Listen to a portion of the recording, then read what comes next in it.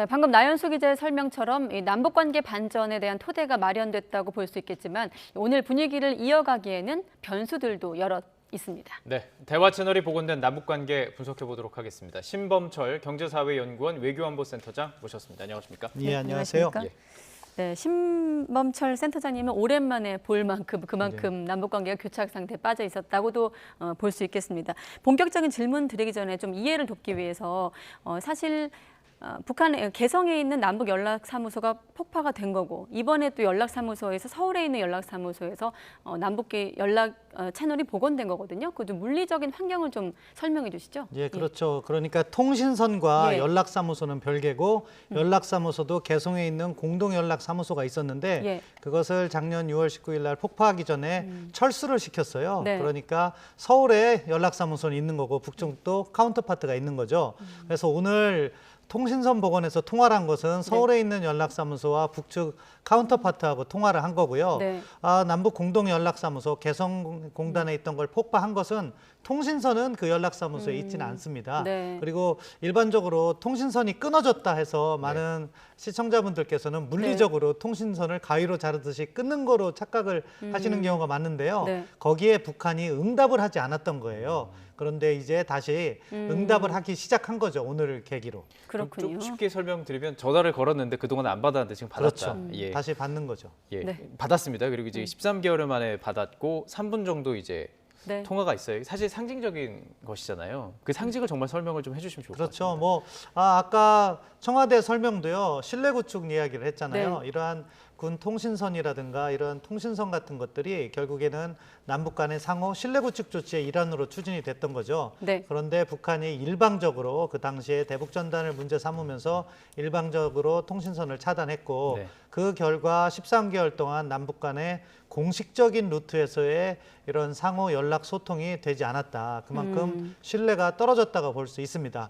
물론 국정원 라인은 계속해서 가동이 된 것 같아요. 그 과정에서도. 그렇지만 공식적인 정부 라인에서의 소통이 차단됨으로 인해서 남북관계에 악영향을 미쳐왔는데 그것이 다시 복원됨으로 해서 새로운 출발점에 다시 섰다. 아직 뭐 성과가 나온 거로 이야기하기에는 조금 이른 감이 있지만 남북관계를 새롭게 한번 리셋했고 이제 앞으로 어떻게 만들어 나가느냐 그 부분이 더 중요한 과제가 되었다고 봅니다. 그렇군요. 자, 그런데 센터장님, 남북 간에 이렇게 군 통신설이 개설된 것은 김대중 정부 시절로 알고 있습니다.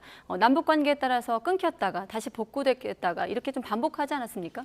예, 2002년에 이제 만들어진 거예요. 그렇지만 그 과정에서 3번 정도 차단된 게 있어요. 2010년에는 동해 산불로 인해서 동해선이 한번 차단된 적이 있고요. 그리고 2016년에는 개성공단, 북한의 핵실험 이후에 우리가 개성공단 철수를 하니까 북측에서 통신선을 일방적으로 다 차단을 했죠. 그러다가 2018년에 이제 평창올림픽 계기로 해서 남북 고위급 회담을 하면서 다시 재가동하기로 했고 그해 6월에 이게 다시 설치가 돼서 가동이 된 것으로 알고 있는데 그 이후에 다시 북한이 작년 6월에 또 한 번 차단을 한 거죠. 그래서 물리적인 이유에서 정치적인 이유에서 한 3번 정도 가동이 제대로 안 된 적이 있지만 이제는 정말 영구적으로 좀 가동이 됐으면 좋겠습니다. 그렇군요. 자, 이제 말씀해 주신 게 출발점에 섰다. 이제 다시 대화를 시작해야 되는 상황인데 북한 분위기를 좀 파악할 필요가 있을 텐데요. 저희가 그걸 파악하는 것은 북한의 보도지 않습니까? 어디서 보도했느냐, 어떤 내용이냐 이걸 보면 좀 알 수가 있는데 조선중앙통신도 지금 발표를 했잖아요. 그거 어떻게 보셨습니까? 상당히 긍정적으로 발표를 했어요. 왜냐면요. 우리나라와 북한 체제는 다르잖아요. 북한에는요. 순회. 그러니까 정상 간 합의다 이 이야기가 들어간 것이 상당히 의미가 있습니다. 지금 화면에는 안 나오는데 전문을 보면은요 순회 간의 이제 대화를 통해서 이것을 갖다가 회복하면서 저렇게 상호 신뢰로 회복하고 화해를 도모한다 이렇게 나왔어요. 그것은 뭐냐? 최고 지도자의 뜻이다. 저기 보면 지금 화면을 보면 중간 부분에 순회분들의 합의에 따라 저 부분이 북한에서는 가장 큰 의미를 지닌다고 볼 수 있겠죠. 순회분들께서 그렇죠. 그렇기 때문에 최고 지도자인 김정은 북한 국무위원장의 결정이다. 거기에 힘이 실린다고 볼 수 있고 그렇기 때문에 북한도 약간은 전향적으로 나올 가능성은 있다고 봅니다.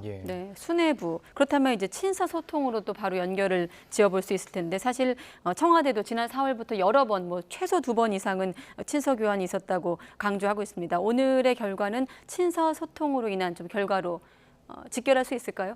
그렇죠. 그것을 통해서 북측을 설득해냈다. 이렇게 평가합니다. 네. 뭐 그 배경에는 여러 가지가 작용될 수 있겠지만 네. 기본적으로 북측과 최고 정상 간의 소통이 되고 있었다는 것은 뭐 바깥으로는 알려지지 않았기 때문에 저조차도 평가를 할 때 그런 부분은 고려할 수가 없는 한계가 있었지만 네. 물밑에서 저런 소통이 이루어진다는 것은 제가 아까 통신선도 결국에는 상호 신뢰 구축의 문제라고 말씀드렸잖아요. 네. 그렇기 때문에 정상 간의 친서도 상호 신뢰 구축의 일환이다. 오히려 더 최고위급이기 때문에 의미가 크다고 봤고 그런 것을 통해서 이렇게 이제 통신선도 복원했는데 앞으로 뭐 풀어가야 될 과제가 많지만 네. 이렇게 하나씩 풀어가는 노력의 출발점이라는 점에서는 의미가 크다 그렇게 평가하고 싶습니다. 친서를 주고받으면서 단순히 군이 남북 통신선을 연결시키는 이 부분 다시 이제 시작하는 것들을만 얘기했을 것 같지는 않은데 어떻게 생각하십니까? 9.19 군사합의라든지 중단된 협력 사업들 이런 것들이 계속 다시 이어질 가능성은 있다고 보시는지? 현 시점에서 앞으로의 사업을 이야기하는 조금 이른감이 있어요. 이르다. 그렇지만 말씀하신 것처럼 친서의 내용에서 어떠한 내용을 담았느냐에 따라서 거기서 남북 정상이 공감을 한 부분은 속도가 빨리 진행될 수가 있다. 다만 이제 정상 간의 친서는요. 뭐 어떤 내용인지는 제가 알 수 없지만 네. 네. 일반적인 외교 상황에서의 친서는 아주 디테일한 내용은 담지 않습니다. 그러니까 문재인 대통령께서 김정은 위원장에게 보내는 우호적인 메시지 그것을 통해서 다시 받는 화답 그런 걸 통해서 예. 북한이 도발을 하지 않도록 예방을 하고 새로운 협력 사업을 진행해 나가는 그 첫 출발점으로서 지금 통신선 문제가 있고요.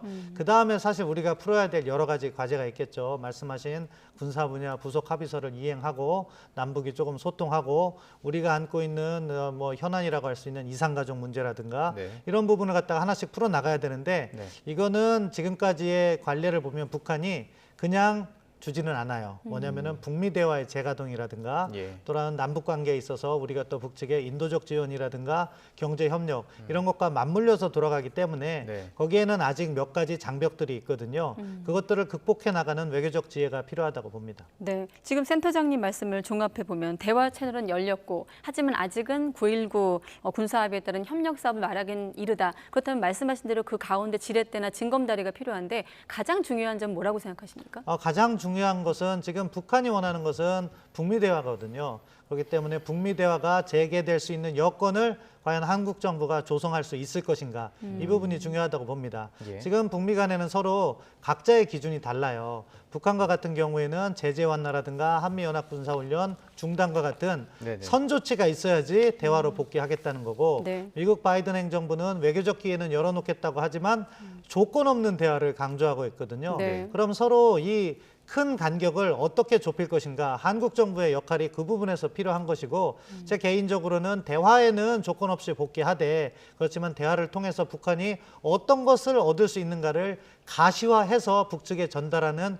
외교적 지혜가 필요하다. 그렇다면은 비핵화의 실질적 진전이 이루어지는 것이고 비핵화의 실질적 진전이 이루어진다면 그것을 계기로 해서 제재가 부분적으로 완화됩니다. 그런 남북 경제 협력 사업이 재가동될 수 있기 때문에 그 첫 출발점을 잘 짜는 것이 중요하다. 네. 그렇게 평가합니다. 네, 잠시 뒤 여쭤보려고 했는데 북미 관계를 말씀하셨기 때문에 바로 이제 문재인 대통령의 한반도 평화 프로세스 구상. 사실 2년 전 하노이 정상회담, 이른바 노딜 이후 사실상 멈춰 있는 상태거든요. 이번 대화 채널 복원으로 좀 어느 정도 반전 기회를 큰 틀에서 얻었다고는 평가할 수 있을까요? 그렇죠. 북한이 문을 걸어 잠그고 있으면 사실 대화의 기회를 만들 수가 없잖아요. 네. 근데 전반적으로 흐름을 보면요. 지금 통신선 복원이 단지 남북 관계에 있어서 아주 작은 부분만을 의미하진 않을 것이다. 네. 분명히 다음 단계로 북한은 중국과의 이제 관계 개선, 그러니까 지금 코로나19로 인해서 북중 국경이 차단됐고 교역도 중단돼 있는데 그것을 열어갈 겁니다. 네. 이렇게 하면 북한이 외교적 고립을 탈피하는 여러 가지 행보가 이어질 것이고 그러한 맥락에서 미국과의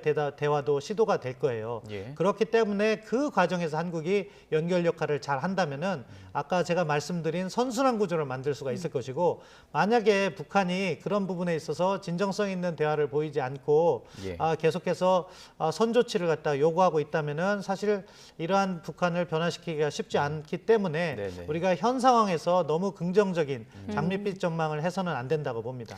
장밋빛 전망을 하기 힘든 이유가 이제 우리나라 내부적인 이제 뭐 여야 생각도 다른 부분이 있고요. 특히 이제 북한의 공식적인 사과, 서해 공무원 피살 부분에 대해서 받아야 된다 이런 의견도 있거든요. 이 부분에 대해서는 북한이 좀 전향적인 자세가 나올 가능성이 있다고 보시는지요? 저는 그렇게 해야 된다고 생각하는데 네. 북한이 어디까지 할지는 예상하기가 좀 이르다. 사과는 할 수 있다고 보는데 네. 두 가지 문제가 있는 거예요. 남북 공동 연락사무소를 폭파한 것이고, 그리고 우리 민간인 총격 사살 사건, 네네. 뭐 시신 훼손까지 있었다고 하는데 그 부분에 있어서 사과를 해야 된다. 사과는 하는 것이 올바른 남북관계 관행을 만들어가는 것에 필요하다고 보는데 네. 북한이 어디까지 양보할 것이냐. 그리고 네. 또 공동연락사무소 같은 것은 우리 재산을 일반적으로 북한이 침해한 거기 때문에 네. 북한이 손해배상은 하지 않겠지만 북한이 노동력으로 저거 복원할 수 있거든요. 원상복구 같은 건 했으면 합니다. 그래야지 올바른 남북관계가 만들어질 것이기 네. 때문에 그런 조치를 한다면은 이것은 북한이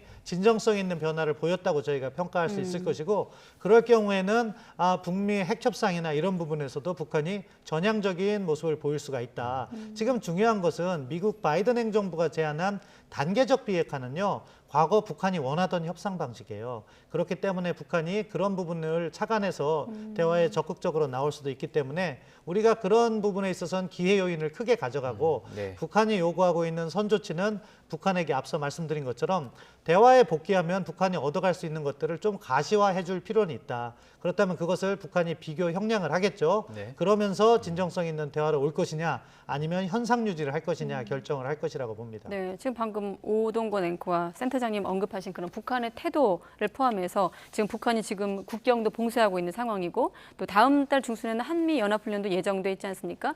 오늘 이 대화 채널 복원으로 인한 어떤 화해 분위기를 이어가기까지 어떤 변수들을 좀 제어해야 할까요? 가장 큰 변수는 8월에 있는 연합군사훈련이죠. 그런데 이게 네. 다행인지 불행인지 몰라도 지금 한국의 코로나19가 확산돼서 연합군사훈련을 과거 2018년 이전 수준으로 이렇게 확대하기는 어려울 거예요. 그럼 아마 축소하는 형식으로 우리가 개최를 할 것이고, 그것에 북한이 뭐 수용한다고 한다면 8월에 있는 연합군사 훈련의 잠재적 불안 요소는 제거된다.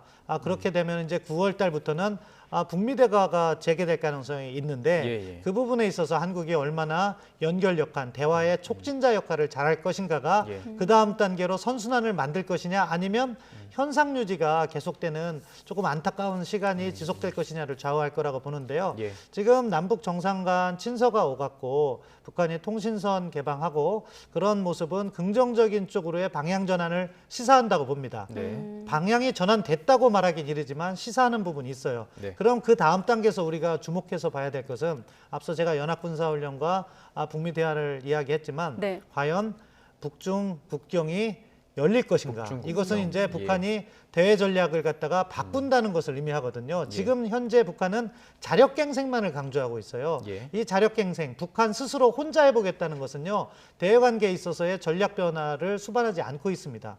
그런데 북중 간에 교역이 재개된다고 하면 그것은 북한 스스로도 한계를 인정했다는 것을 의미하는 것이고 그렇군요. 대외 전략 변화를 시사한다는 점에서 의미가 있다고 봅니다. 남과 북만 좀 초점에서 보면은 지금 여러 언론에서 얘기했듯이 다음 스텝이 화상으로 비대면으로 대화할 수 있는 건 아니냐 이런 전망이 나오는데 어떻게 분석하십니까? 그렇게 가겠죠. 단순한 통신선 복원만은 의미가 없습니다. 네. 그렇기 예. 때문에 출발점이라고 말씀드렸고요. 네. 지금 뭐 일부 보도에 따르면은 판문점에 방역 회의장을 만들고 있다. 이런 것은 고위급 회담이나 실무회담이 재개될 가능성이 높다고 봐요. 네. 거기서 어느 정도 성과가 있다면 금년 내에 정상회담이 가능하다고 보고요. 예. 뭐 김정은 위원장의 답방을 기대하기는 어렵지만 판문점 정도에서 원샷 정상회담 같은 건 가능하다고 보고 만약 올해 내로 정상회담이 안 된다 하면 내년 2월에 북경 동계올림픽이 있습니다. 예. 동계올림픽에 지금 북중 관계가 상당히 밀착되어 있는 상황에서 김정은 위원장이 북경을 방문할 가능성이 높다고 보는데